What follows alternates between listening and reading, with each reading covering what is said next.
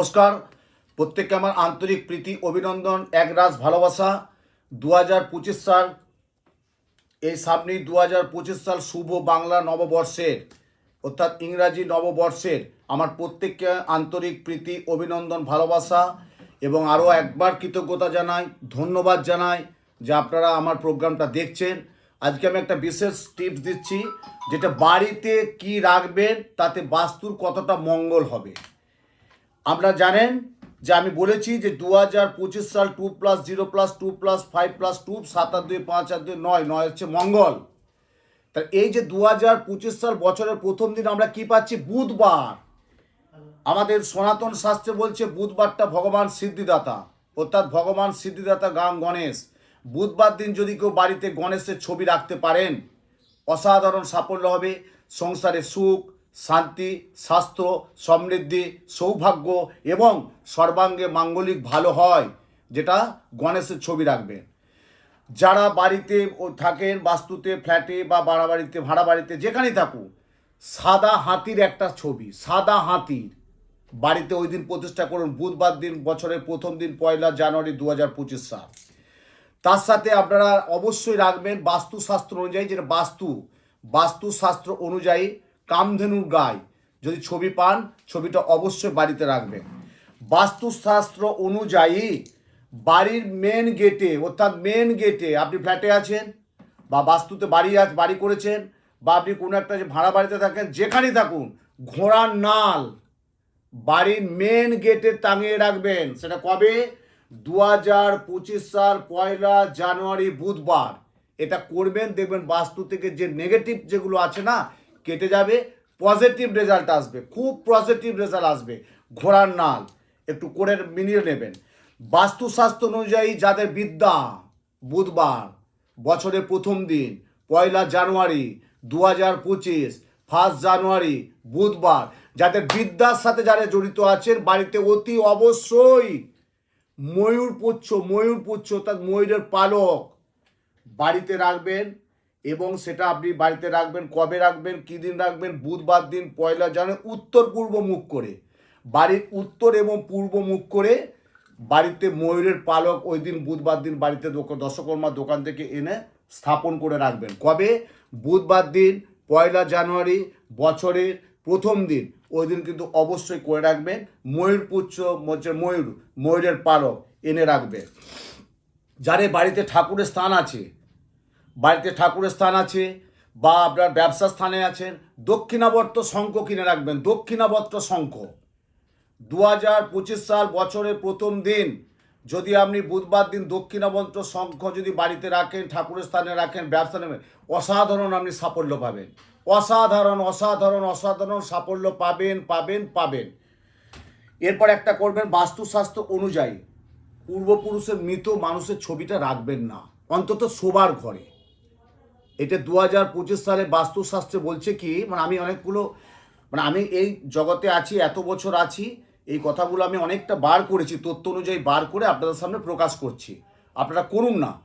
এই 2025 সালে বুধবার দিন এই পূর্বপুরুষ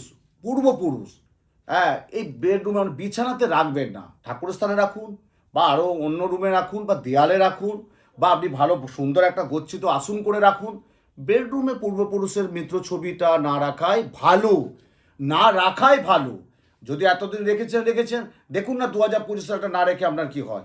বাস্তুশাস্ত্র অনুযায়ী যাদের বাড়িতে ভাঙা দেখবেন, আয়নাটা ভেঙে গেছে, ক্র্যাক হয়ে গেছে বা সময়ের অভাবে, দেখবেন সাধারণ জিনিস, একটা ঘড়ি বেটা এটা খারাপ হয়ে গেছে, 2 দিন 4 দিন একটা বেটানে আনলেই হলো, কিন্তু সময় পাচ্ছে না, কিন্তু ওটা খুব খারাপ।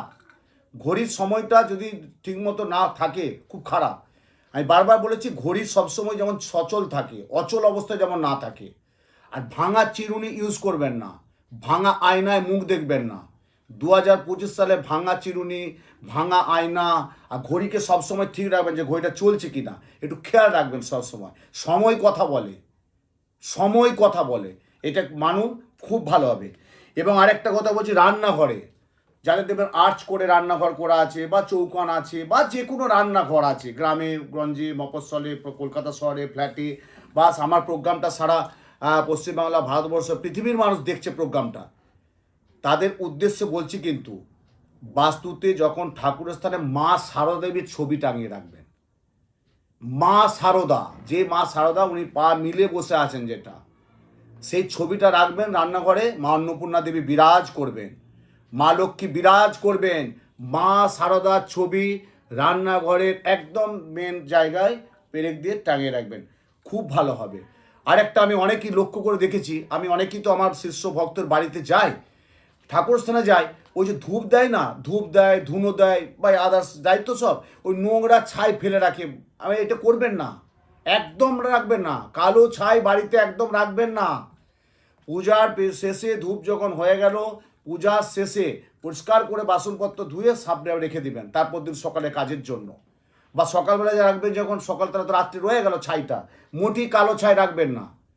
অনেকেই বাড়িতে আমি দেখেছি, আমি অনেক বাড়িতে, আমার তো শিষ্য ভক্ত প্রচুর বাড়িতে গেছি, আমরা মা এটা ঠিক করছো না, এটা ঠিক হচ্ছে না, বলে বাবা কি ভুল হয়েছে? আর ভুল তো হয়েছে, তোমরা এই কালো ছাইটাকে সবসময় এত 2 দিন 4 দিন 5 দিন রেখেছো কেন?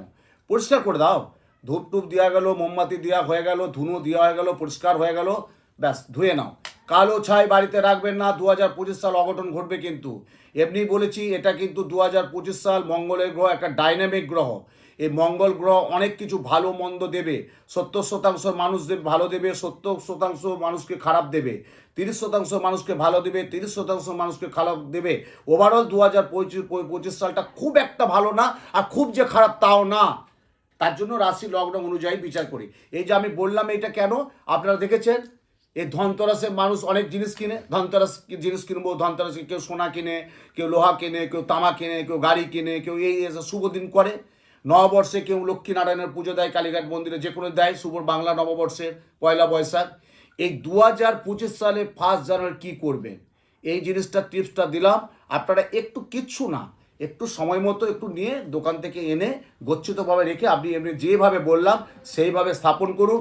দেখবেন আপনার সংসারে সুখ, শান্তি, স্বাস্থ্য, সমৃদ্ধি বিরাজ করবে, মনের জোর বাড়বে এবং এনার্জিটা আসবে, এবং নেগেটিভ যেটা আছে ভাইব্রেশন কেটে যাবে, পজিটিভ ভাইব্রেশন আসবে। দেখবেন খুব ভালো থাকবেন, সুন্দর থাকবেন, এবং আপনারা এগুলো করতে থাকুন। তারপর আমি বিভিন্ন আরও প্রোগ্রামের মাধ্যমে 2025 সাল কী করতে হবে না করতে হবে, সপ্তাহে সাপ্তাহিক রাশিফল সম্পর্কে আলোচনা করব, মাসিক রাশিফল আলোচনা করব, সেটা আমি অবশ্যই আপনাদের সামনে পরে তুলে ধরবো। চলুন দেখতে থাকুন, ভালো থাকুন, সুন্দর থাকুন, সাথে থাকুন।